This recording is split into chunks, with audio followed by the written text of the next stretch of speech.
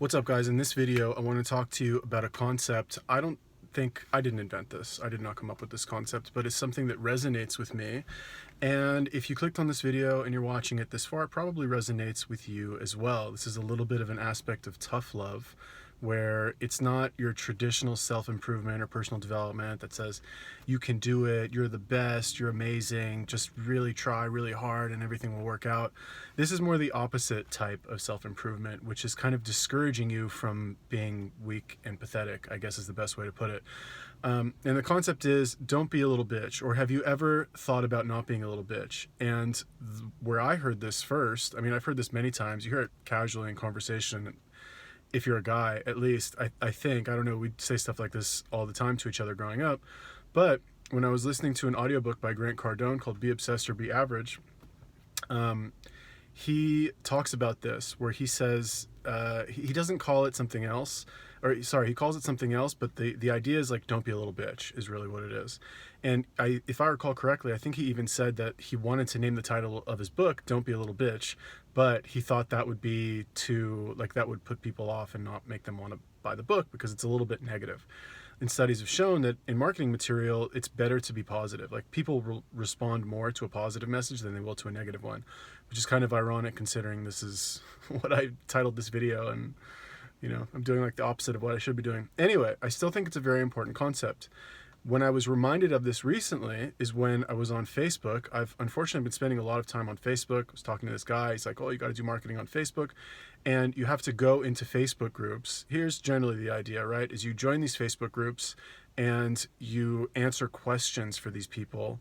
And the fact that you're like answering these questions, it somehow shows you as an authority, right?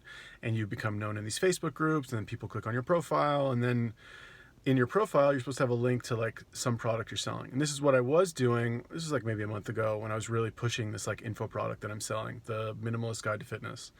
Anyway, so what I noticed in these groups, and I did this, and my style of working is where like I'll pick a new thing that I want to do, and I'll do it obsessively for like 2 days. I'll like work my ass off. And then if I don't see any results, I'll be like, fuck this. And then I'll just stop. Probably not a great idea. This is not the best motivational video. But anyway, when I was in these groups, I saw a lot of these questions where they're like, I don't even remember what they were. Something like, oh, I'm trying to do intermittent fasting, but I get a headache. What should I do?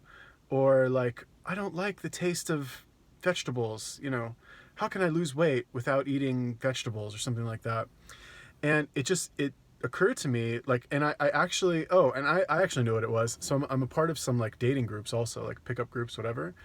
And a lot of the like current trend in the seduction community, let's call it, is all this like positive thinking, feel good, like trauma release stuff, which I'm sure in theory is really good. But unfortunately what it ends up doing is that people focus too much on like meditating in their room by themselves and not actually going out and practicing in the field in terms of like talking to girls, let's say. So I saw this one post, and the guy was like, yeah, like I feel really bad about myself. Like I'm so insecure, I'm so shy, and it's really uncomfortable for me to talk to people. What can I do?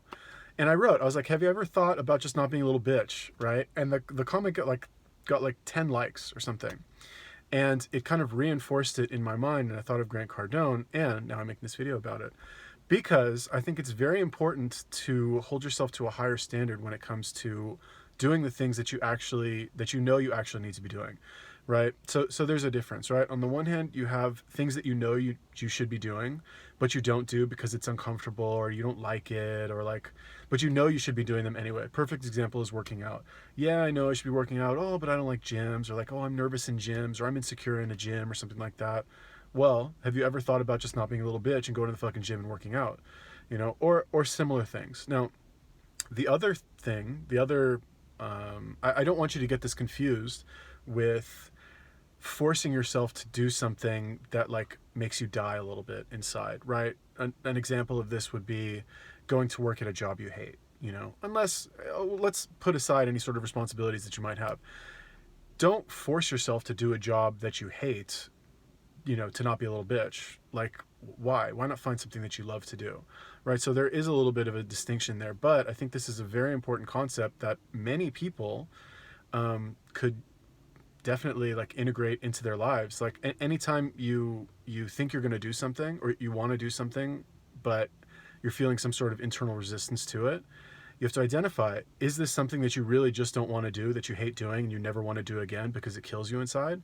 Or is it something that you're just being a little bitch, you need to fucking man up and grab your balls and go do it?